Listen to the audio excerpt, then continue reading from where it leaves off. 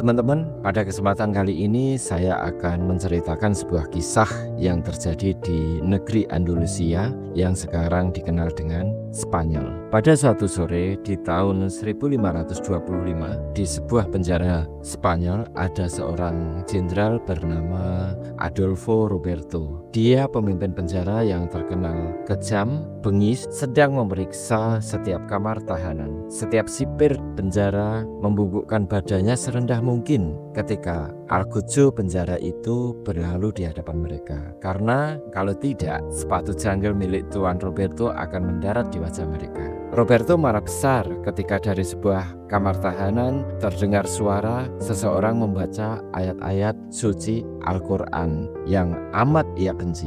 "Hei, hentikan suara jelekmu itu, hentikan!" teriak Roberto sekeras-kerasnya. Namun, apa yang terjadi? Lelaki di kamar tahanan tadi tetap saja membaca dan bersenandung dengan busuknya. Roberto bertambah berang. Algojo penjara itu menghampiri kamar tahanan yang sempit. Dengan congkak ia meludahi wajah rentas sang tahanan yang keriput, hanya tinggal tulang itu.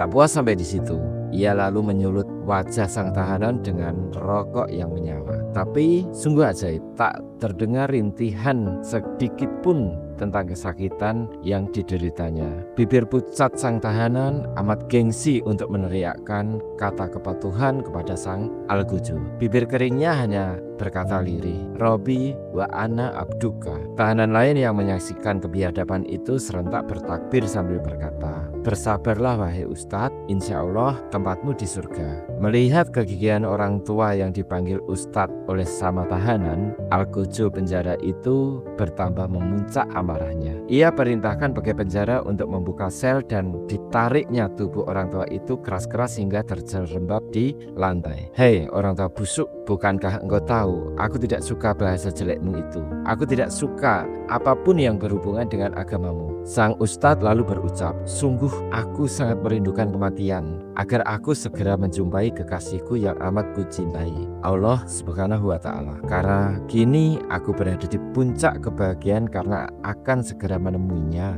Maka patutkah aku berlutut kepadamu, hei manusia busuk? Jika aku turuti kemauanmu, tentu aku termasuk orang-orang yang zalim." Baru saja kata-kata itu terhenti, sepatu laras Roberto sudah mendarat di wajahnya. Laki-laki itu terhuyung-huyung, kemudian jatuh terkapar di lantai penjara dengan wajah bersimbah darah. Ketika itulah dari saku baju penjara yang telah lusuh meluncur sebuah buku kecil. Adolfo Roberto bermaksud memungutnya, namun tangan sang ustadz telah terlebih dahulu mengambil dan menggenggamnya erat-erat. "Berikan buku itu, hai laki-laki dungu," bentak Roberto. "Haram bagimu tangan yang berlumuran darah dan dosa menyentuh barang suci ini," ucap sang ustadz dengan tatapan menghina kepada Roberto. Tak ada jalan lain. Akhirnya Roberto mengambil jalan paksa untuk mendapatkan buku itu. Sepatu laras berbobot 2 kg itu ia gunakan untuk menginjak jari-jari tangan sang ustadz yang lemah itu. Suara gemeretak tulang yang patah terdengar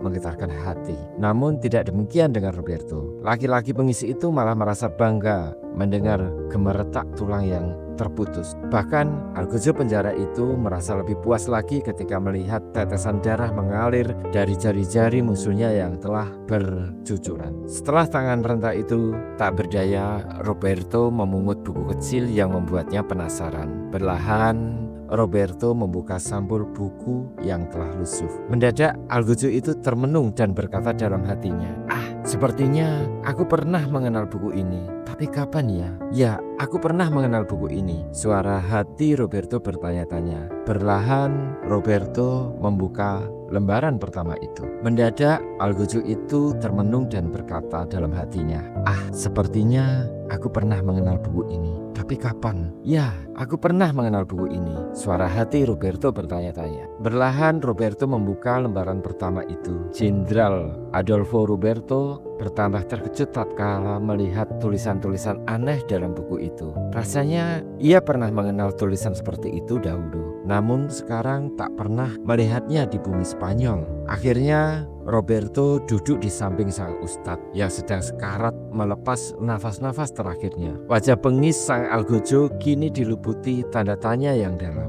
Mata Roberto rapat terpejam. Ia berusaha keras mengingat peristiwa yang dialami sewaktu masih kanak-kanak dulu. Perlahan, sketsa masa lalu itu tergambar kembali dalam ingatan Roberto. Pemuda itu teringat ketika suatu sore di masa kanak-kanaknya terjadi kerugian besar di negeri tempat kelahirannya ini. Sore itu ia melihat peristiwa yang sangat mengerikan di lapangan Inkuisisi, di lapangan tempat pembantaian kaum muslimin di Andalusia. Di tempat itu tengah berlangsung pesta darah dan nyawa. Beribu-ribu jiwa kaum muslimin yang tak berdosa berjatuhan di bumi Andalusia. Di ujung kiri lapangan, beberapa puluh wanita berhijab digantung pada tiang-tiang besi yang terpancang tinggi. Tubuh mereka bergelantungan tertiup angin sore yang kencang, membuat pakaian muslimah yang dikenakan berkibar-kibar di udara. Sementara di tengah lapangan, ratusan pemuda Islam dibakar hidup-hidup hanya karena dia beragama Islam. Seorang bocah laki-laki mungil tampan berumur 7 tahunan malam itu masih berdiri tegak di lapangan Inkuisisi yang telah senyap. Korban-korban kebiadaban itu telah meninggal semua. Bocah mungil itu mencucurkan air matanya menatap sang ibu terkulai lemah di tiang gantungan. Perlahan-lahan bocah itu mendekati tubuh sang ibu yang sudah tidak bernyawa sembari memegangi bajunya. Sang bocah berkata dengan suara parau, Ibu, mari kita pulang. Hari sudah malam. Bukankah ibu telah berjanji malam ini akan mengajariku tentang huruf alif, ba, ta, sa? Ibu cepat pulang ke rumah ibu. Bocah kecil itu akhirnya menangis keras-kerasnya ketika sang ibu tak juga menjawabnya. Ia semakin bingung dan takut dan tak tahu harus berbuat apa. Untuk pulang ke rumah pun ia tak tahu arah. Akhirnya bocah itu berteriak-teriak memanggil ayahnya. Ayah, ayah, ayah. Namun ia segera terhenti berteriak memanggil sang ayahnya ketika teringat kemarin sore ayahnya diseret dari rumah oleh beberapa orang berseragam. Hei, siapa kamu? Teriak segerombolan orang yang tiba-tiba mendekati sang bocah. Saya Ahmad Isa, sedang menunggu ibu saya, jawab seorang bocah itu memohon dengan belas kasihan. Hei, siapa? Namamu bocah? Coba ulangi, bentak salah seorang dari mereka. Saya Ahmad Izzah. Sang bocah kembali menjawab dengan rasa takut. Dan tiba-tiba, plak, sebuah tamparan mendarat di pipi sang bocah. Hei bocah, wajahmu bagus tapi namamu jelek. Aku benci namamu. Sekarang ku ganti namamu dengan nama yang bagus. Namamu sekarang Adolfo Roberto. Awas, jangan pernah kau sebut lagi namamu yang jelek itu. Kalau kau sebut nama lamamu itu, nanti akan kubunuh, ancam laki-laki itu. Sang bocah meringis ketakutan sembari tetap meneteskan air mata. Anak laki-laki mungil itu hanyut menurut ketika gerombolan itu membawa keluar dari lapangan Inkuisisi. Akhirnya bocah tampan itu hidup bersama mereka. Roberto sadar dari renungannya yang panjang itu. Pemuda itu melompat ke arah sang tahanan. Secepat kilat dirobeknya baju penjara yang melekat di tubuh sang ustadz. Ia mencari sesuatu di pusar laki-laki itu. Ketika menemukan sebuah tanda hitam, ia berteriak histeri. Ayah, ayah, ayah. Ia pun menangis dengan keras. Tak ubahnya seperti Ahmad Izzah dulu. Pikirannya terus bergelut dengan masa lalunya. Ia masih ingat betul betapa buku kecil yang ada di dalam genggamannya adalah kitab suci milik bapaknya yang dulu sering dibawa dan dibaca ayahnya ketika hendak merindukannya. Ia juga ingat betul ayahnya mempunyai tanda hitam pada bagian pusarnya. Pemuda beringas itu terus meraung-raung dan memeluk tubuh erat tua renta yang lemah itu. Tampak sekali ada penyesalan yang amat dalam atas ulahnya selama ini.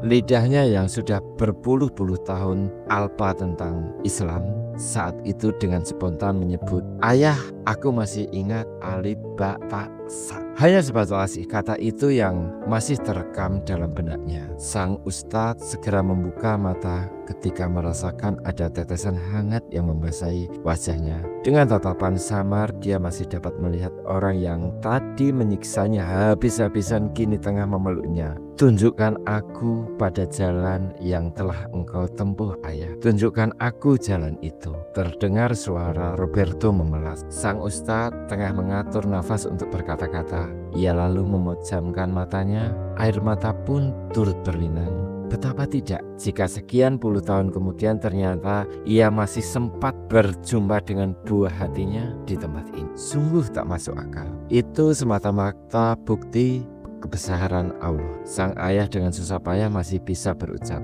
"Anakku, pergilah engkau ke Mesir. Di sana banyak saudaramu. Katakan saja bahwa engkau kenal dengan Syekh Abdullah Fattah Ismail Al-Andalusi.